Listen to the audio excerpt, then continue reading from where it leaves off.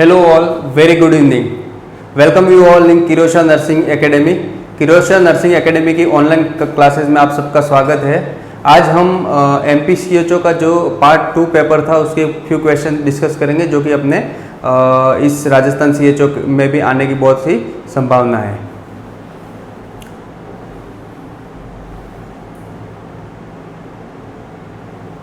Okay, so first question, root of administration of the BCG vaccine. BCG vaccine को administration करने का root कौन सा है, जो कि मैं प्रीवियस लेक्चर इम्यूनाइजेशन शेड्यूल में आपको अच्छे से एक्सप्लेन कर चुका हूं। BCG, पहले BCG का नाम फुल फॉर्म क्या है? Bacillus Calmette Guerin. ओके, ये BCG का फुल फॉर्म है, bacillus Calmette Guerin. Okay, BCG vaccine कौन से रूट से देते हैं? इसके लिए मैंने पढ़ा था इंट्राडर्मल। साइड कौन सा है? Left deltoid. Okay, left deltoid में जो साइट है जहां पे BCG वैक्सीनेशन देते हैं। BCG वैक्सीनेशन क्यों देते हैं? To prevent from TB।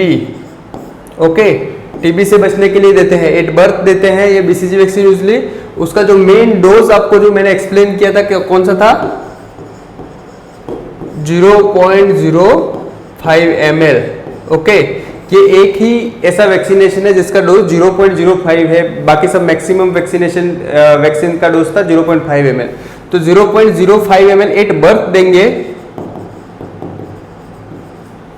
और अगर after one month of the birth देंगे तो कितना देंगे? 0.1 ml इंट्राडर्मल। तो करेक्ट ऑप्शन कौन सा है? Intradermal 0.1 ml। तो यहाँ पे कंफ्यूज नहीं होना है कि यहाँ पे तो 0.1 ml है और सर ने तो मुझे 0.05 ml पढ़ा, लेकिन क्वेश्चन में क्या है? 3 month ओल्ड बेबी है।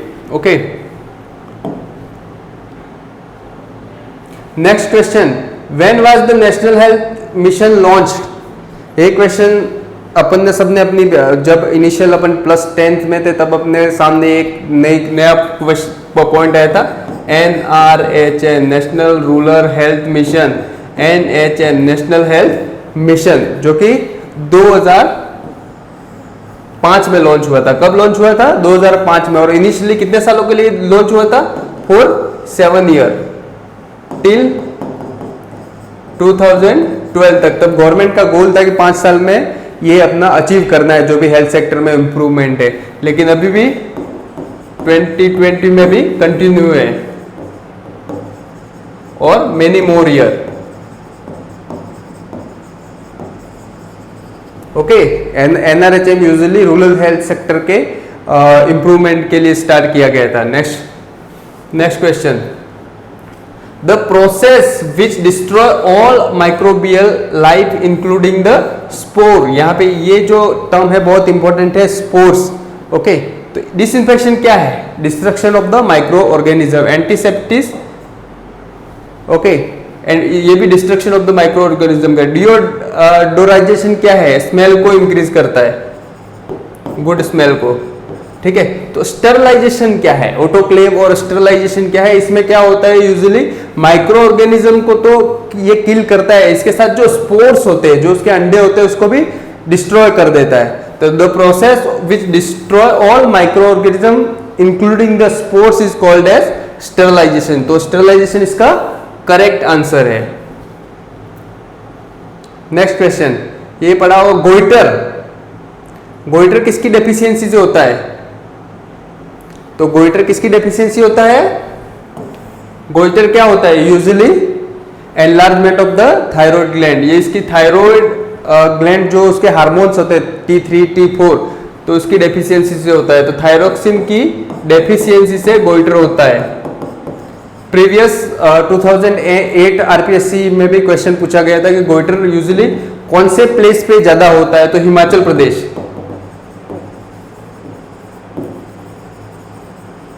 हिमाचल प्रदेश वाले इलाके में गोइटर बहुत ज्यादा पाया जाता है। ओके, ये डिसीज कॉमन है उधर। गोइटर क्यों होता है? यूजुअली क्या होता है? Lack of iodinise, lack of iodinise salt,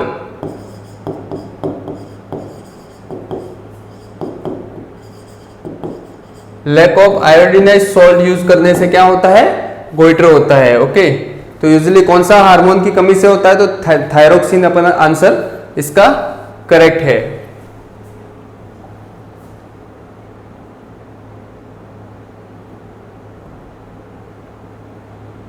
next question, sudden increase in occurrence of the disease in a particular time. Sudden किसी एक पर्टिकुलर टाइम में किसी डिसीज का बहुत ज्यादा हो जाते हैं, उसे बोलते हैं, सीधा टर्म इटसेल्फ से सडन आउटब्रेक। तो इसका ऑप्शन करेक्ट आंसर कौन सा है, outbreak. Outbreak is the correct answer. Okay, next question, what is the population, ये एमपी का पेपर है इसलिए बता रहा हूं, व्हाट इज क्वेश्चन में क्या, what is population of Madhya Pradesh as per census 2011। Census क्या है, एवरी 10 ईयर। कब होता है सेंसस, एक तरह से जनगणना है जो एवरी 10 ईयर में होगा। तो 2000 लास्ट 2011 में हुआ था, 2000 नेक्स्ट ईयर 2021 में होगा। ओके, तो census as per the census MP की जो पॉपुलेशन थी कितनी थी, तो उसका करेक्ट आंसर है 7.2 करोड़। ओके, तो अपन यूजुअली अभी राजस्थान का प्रिपरेशन कर रहे हैं या अदर स्टेट का प्रिपेयर करें, तो राजस्थान, इसमें क्वेश्चन अपन चेंज कर देंगे, Rajasthan. As per the census Rajasthan की पॉपुलेशन 2021 में कितनी थी, 6.86 करोड़। ओके, ये एमपी की है। ठीक है, तो एज पर द अपना जिस एरिया का एग्जाम दे रहे हो उस पर अपन ये क्वेश्चन चेंज हो सकता है। ठीक है, तो 6.86 करोड़ राजस्थान की पॉपुलेशन 2011 में सेंसस के अनुसार थी। नेक्स्ट क्वेश्चन, अपन जो अभी जिसके लिए प्रिपेयर कर रहे हैं सीएचओ, ये usually health and wellness centre में जहां पे अपन को पोस्टिंग मिलेगी। ओके, तो उसमें यूजुअली क्या, ये किसके अंडर है, आयुष्मान योजना के अंडर यूजुअली ये जो प्लान है वो है। ओके, तो क्वेश्चन क्या है, पीएम मोदी लॉन्च प्रधानमंत्री जन आरोग्य योजना, इसके अंदर आयुष्मान भारत योजना है जो कहां पे लॉन्च की थी, रांची झारखंड में। इसका करेक्ट आंसर कौन सा है, Ranchi Jharkhand. Okay, next question, what is the insurance cover under the Ayushman Bharat scheme. Ayushman Bharat scheme के लिए इंश्योरेंस की कितनी प्राइस तक एक फैमिली को कवर मिल सकता है, तो क्या है आंसर, 5 लाख। आपने बहुत सारे एडवर्टाइजमेंट में सुना होगा 5 लाख तक की जो भी हेल्थ फैसिलिटी है जो फ्री में गवर्नमेंट के द्वारा आयुष्मान भारत योजना इंश्योरेंस और स्कीम के अंडर लोगों को प्रदान कर दी जाएगी। Okay, next, national leprosy control programme was launched by the government in year 1955। National leprosy control programme. ठीक है, next, the address the herb burden of the mental disorder. Mental disorder को पहचानने और उसको एक वो करने के लिए जो गवर्नमेंट ने जो प्रोग्राम लॉन्च किया था उसका क्या नाम है, तो उसका नाम है नेशनल मेंटल हेल्थ प्रोग्राम 1982। ठीक है, 1982 में national mental health programme government के द्वारा लॉन्च किया गया था। Next question, national vector borne disease control programme was launch to. जो वेक्टर बोर्न, वेक्टर किसे बोलते हैं, जो मॉस्किटोज होते हैं वो वेक्टर बोर्न के अंदर आते हैं। तो national vector borne disease control programme was launch to control, किसको कंट्रोल करते हैं, टाइफाइड किसके होता है, food borne disease, food and water, cholera water, malaria क्या है, मलेरिया एक तरह से वेक्टर बोर्न डिसीज है। कौन सा मॉस्किटो रिस्पॉन्सिबल होता है, फीमेल एनाफेलिस। ओके, फीमेल एनाफेलिस जो मॉस्किटो होता है वो मलेरिया के लिए रिस्पॉन्सिबल होता है। नेक्स्ट क्वेश्चन, जो WHO है, WHO ने एडोलेजन की डेफिनेशन क्या दी है, कौन सा ग्रुप एडोलेजन में रखा है, तो आपको इन्फेंट कौन से में आता है, 0 to 1 year, toddler 1 to 3 year, pre schooler 3 to 5 year, schooler 5 to 12 year, और एडोलेजेंट जो कि आता है 12 to 19 ईयर। तो यूजुअली इसका करेक्ट आंसर एडोलेजेंट कौन सा है? 10 to 19 year age group comes in under the adolescent period as per WHO। Next question, what is dose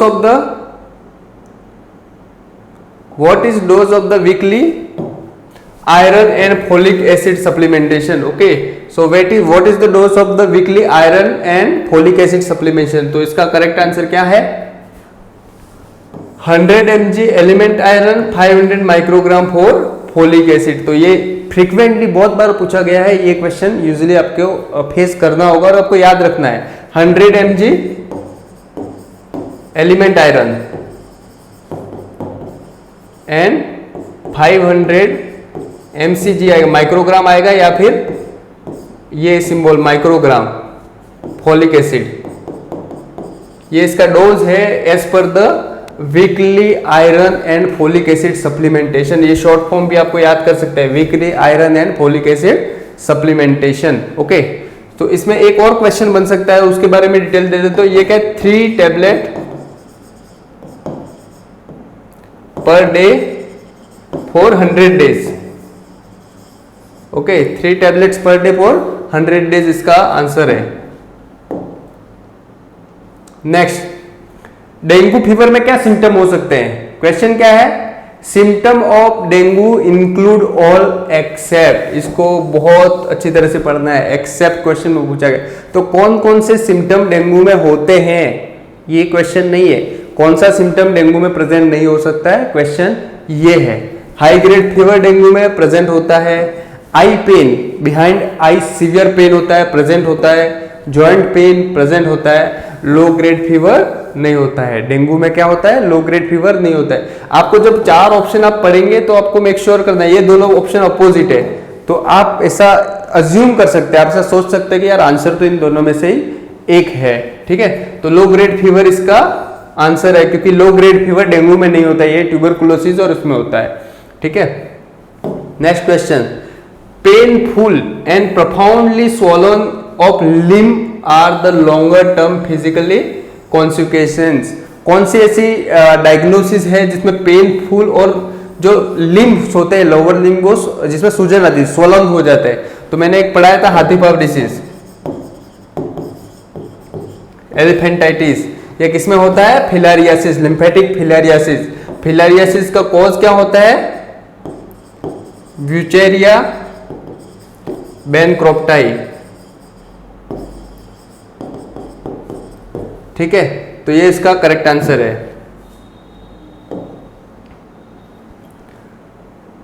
next question, following disease spread through respiratory root.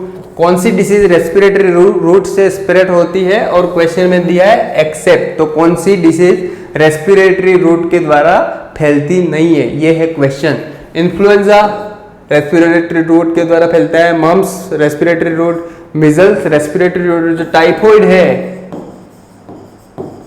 Food and water. Okay, so faeco oral route से transmit होता है।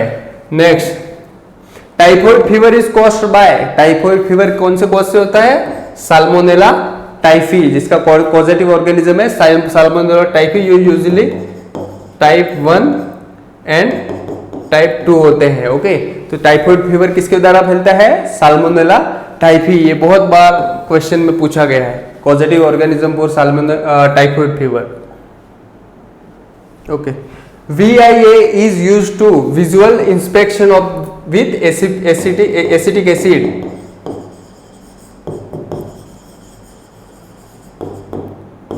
Visual inspection with acetic acid. Okay, ये full form आपको याद रखनी है, VIA, visual inspection with acetic acid. कौन से किस चीज को आइडेंटिफाई करने के लिए किया था? Diagnosis of oral cancer no, lung cancer no, radiation therapy, intestinal cancer no, screening of cervical cancer. Okay, screening of cervical cancer किसके द्वारा होता है? VIA, जिसमें visual inspection with acetic acid किया जाता है। Okay, next question, CBAC stand for, CBAC की full form क्या है? C, community based assessment checklist. इसका करेक्ट आंसर कौन सा है? Community based assessment checklist. CBAC में क्या चीज इन्वॉल्व होती है? ये यूजुअली क्या करते हैं? TB and non communicable disease को स्प्रेड होने से रोकते हैं। ओके, टीबी और नॉन कम्युनिकेबल डिसीज को आइडेंटिफाई करते हैं और उसको प्रिवेंशन और स्प्रेड होने से कैसे रोका जाता है इसके बारे में कम्युनिटी बेस्ड असेसमेंट चेकलिस्ट बना जाता है। इसमें फ्यू पॉइंट्स होते हैं। Okay, symptom of strokes are, stroke के सिम्टम क्या है? स्ट्रोक क्या है? CVA, ठीक है, जिसके बाद अपन अपनी भाषा में बोलते हैं लकवा हो जाना, ठीक है, स्ट्रोक CVA। इसमें सिम्टम्स क्या है, ये क्वेश्चन है। Okay, confusion and difficulty in speech, slurred speech होता है, जो पर्सन है वो अच्छी तरीके से बोल नहीं पाता है। Severe headache and giddiness, severe headache का प्रॉब्लम होता है क्योंकि वो एक तरह से सेरेब्रल वेसल्स में ब्लड क्लॉट की वजह से होता है। Difficulty in swallowing and face drop, जो उसकी फेस ड्रॉप एक साइड है वो हेमिपेरेसिस टाइप हो जाता है और जो स्वोलो नहीं कर पाता है। ओके, तो करेक्ट आंसर उसका है ऑल ऑफ द अबोव, जो कि स्ट्रोक के सिम्टम्स है। कंप्लेन ऑफ डायबिटीज और ऑल एक्सेप्ट, ठीक है, डायबिटीज में क्या नहीं होता है, ये क्वेश्चन है। डायबिटीज के जो कॉम्प्लिकेशन होते हैं इसमें क्या नहीं होता? डायबिटिक कीटोसिडोसिस, जब डायबिटीज की जो ब्लड शुगर लेवल की मात्रा बहुत ज़्यादा होती है तो वो डायबिटिक कीटोसिडोसिस हो सकता है। न्यूरोपैथी, डायबिटिक न्यूरोपैथी होता है, ठीक है, डायबिटिक रेटिनोपैथी भी होता है, डायबिटिक नेफ्रोपैथी भी होता है, लेकिन उसका करेक्ट आंसर ये है अर्थराइटिस। अर्थराइटिस जो नहीं होता है डायबिटीज में, ठीक है। मेन क्वेश्चन क्या है? All are risk factor for hypertension except, तो कौन सा रिस्क फैक्टर इसमें से नहीं है hypertension? Obesity, yes, obesity is risk factor for hypertension. Family history, अगर अपने आनुवंशिक हाइपरटेंशन है तो आपको हो सकता है। स्मोकिंग, स्मोकिंग करने से निकोटीन की मात्रा ज्यादा होती है, हाइपरटेंशन हो सकता है। लेकिन कंटामिनेटेड वाटर लेने से हाइपरटेंशन नहीं होता है। Next question, osteomalacia and rickets, ये कौन सी विटामिन की डेफिशिएंसी से होता है? क्वेश्चन क्या है? ऑस्टियोमलेशिया एंड रिकेट कौन सी विटामिन की डेफिशिएंसी से होता है? तो कौन सा है? D, adult. ये क्वेश्चन दो बार, एक तो विटामिन डी की डेफिशिएंसी से क्या होता है ये क्वेश्चन आ सकता है, तो ऑप्शन में ऑस्टियोमलेशिया और रिकेट दोनों में से एक है तो आप सीधा आंसर कर दो। अगर दोनों ऑप्शन है और क्वेश्चन में एडल्ट में पूछा है तो क्या करना है? ऑस्टियोमलेशिया। अगर चिल्ड्रन, ये एडल्ट में है, अगर चिल्ड्रन में है तो रिकेट्स। ये अच्छे से याद कर लीजिए। Okay, next question, common sign of breast cancer. Breast cancer के कॉमन साइन क्या क्या है? ओके, पहले ब्रेस्ट कैंसर को आइडेंटिफाई करने के लिए कौन सा टेस्ट करेंगे? मेमोग्राफी, ठीक है। ब्रेस्ट कैंसर को आइडेंटिफाई कैसे करेंगे? मेमोग्राफी। उसके सिम्टम क्या होते हैं अगर ब्रेस्ट कैंसर है? लंप, उसमें एक थोड़ी सी गांठ जैसी फील होगी, lump and thickening of the breast, ये होता है। Change in the size of the breast, yes, यही कैंसर क्या है? एक तरह से जो सेल्स होती है, abnormal proliferation of the cells हो जाता है, जिससे साइज भी इंक्रीज हो जाती है। Discharge of the nipple, nipple से एबनॉर्मल डिस्चार्ज होते हैं। तो all of this is the correct answer. Next question, diagnosis of the obesity can be done by calculating BMI। BMI का फुल, इसमें क्वेश्चन क्या है? BMI का फुल फॉर्म क्या है? बॉडी मास इंडेक्स, जो कि अपन अपने रूटीनली पढ़ा होगा आपने। तो BMI को कैलकुलेट करने के लिए दो यूनिट है, matrix unit and English unit. ये दोनों फॉर्मूला से आप BMI कैलकुलेट कर पाएंगे।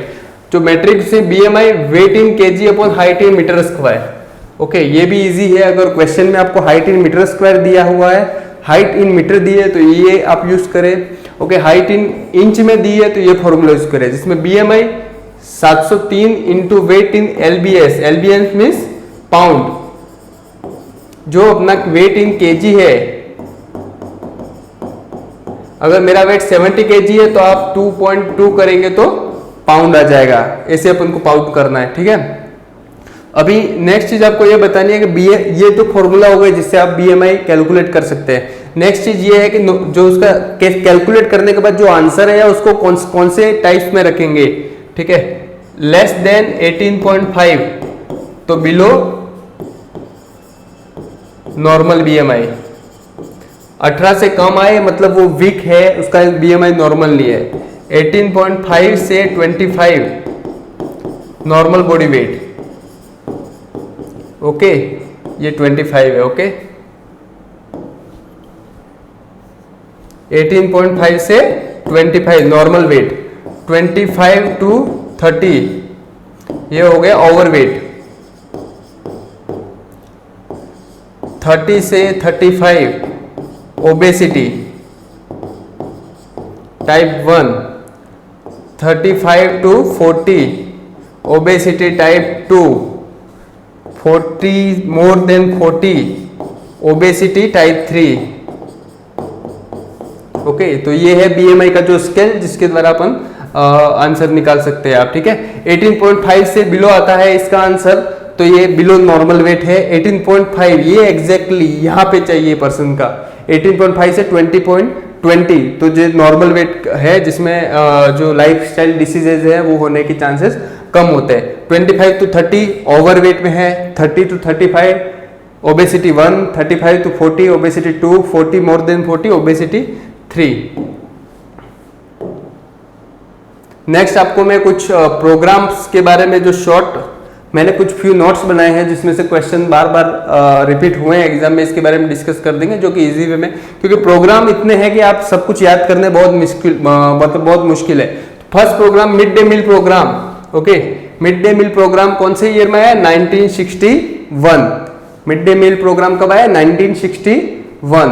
नेशनल मलेरिया पे क्वेश्चन बार बार आता है, नेशनल मलेरिया कंट्रोल प्रोग्राम 1953। फिर उसका वर्ड चेंज करके नेशनल मलेरिया इराडिकेशन प्रोग्राम 1958। उसके बाद और एक word modified plan of operation, malaria कोई modified plan of the operation क्या है? मलेरिया इराडिकेशन प्रोग्राम जो 1977, ठीक है। Next national filariasis control programme कब आया था? 1958। तो malaria eradication and filariasis control programme एक ही ईयर में आए थे, ठीक है।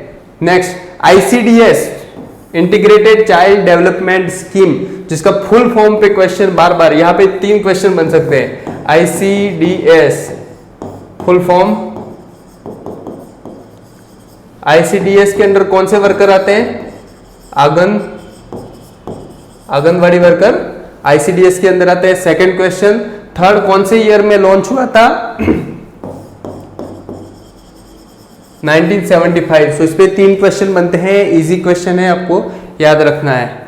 Next national tuberculosis control programme NTCP, national tuberculosis programme 1962। इसको ही फिर रिवाइज करके revise national tuberculosis control programme 1993, जिसको डोट्स प्रोग्राम भी बोलते हैं, ठीक है। डोट्स का full form direct observation treatment, okay. School health programme 1962, school health programme कब? 1962। Special balwadi nutrition programme 1970। तो ये फ्यू प्रोग्राम है। Mid day meal programme 1961, malaria control programme 1953, malaria eradication programme 1958, फिर उसको modified plan of the operation national malaria eradication programme 1977, फिर आपका क्या national filariasis control programme 1958, जो कि इराडिकेशन और फिलारियासिस कंट्रोल प्रोग्राम दोनों एक ही ईयर में 1958। ICDS जिसपे 3 क्वेश्चन बनेंगे बताया। ICDS के अंदर कौन से वर्कर होते हैं? आंगनवाड़ी वर्कर। ICDS का full form integrated child development scheme, और ICDS कौन से ईयर में लॉन्च हुआ है? 1975। टीबी पे नेशनल ट्यूबरकुलोसिस कंट्रोल प्रोग्राम कब लॉन्च हुआ था? 1962। उसको रिवाइज 1993 में, जिसको डोट्स प्रोग्राम बोलते हैं। स्कूल हेल्थ प्रोग्राम 1962, स्पेशल जो बालवाड़ी न्यूट्रिशन, जो आंगनवाड़ी होते हैं उसको बालवाड़ी बोलते हैं, बालवाड़ी न्यूट्रिशन प्रोग्राम 1970। तो ये क्वेश्चन आ सकते हैं प्रोग्राम में, स्क्रीनशॉट ले लीजिए ताकि आगे आपको इजी वे में इसको याद कर सकते हैं। ठीक है, नेक्स्ट एड्स से रिलेटेड जो कंट्रोल प्रोग्राम आया था वो कब आया था? National AIDS control programme 1987। ठीक है, 20 पॉइंट प्रोग्राम कब आया? वो भी 1987। National diabetes control programme 1987। National mental health act, mental health act भी 1987 है। तो ये आपको इजी वे में याद कर सकते हैं, तीन चीजें एक ही ईयर में। Okay, RCH reproductive and child health programme 1997 में लॉन्च हुआ था। ठीक है, ईपीआई जो मैंने बताया 1978 expanded programme of immunisation. UIP universal immunisation programme 1985। Pulse polio programme 1995 में लॉन्च हुआ था। ठीक है, तो अपना जो प्रीवियस क्वेश्चन आ चुका है नेशनल मेंटल हेल्थ प्रोग्राम 1982। अगर नेशनल मेंटल हेल्थ प्रोग्राम पूछे 1982, मेंटल हेल्थ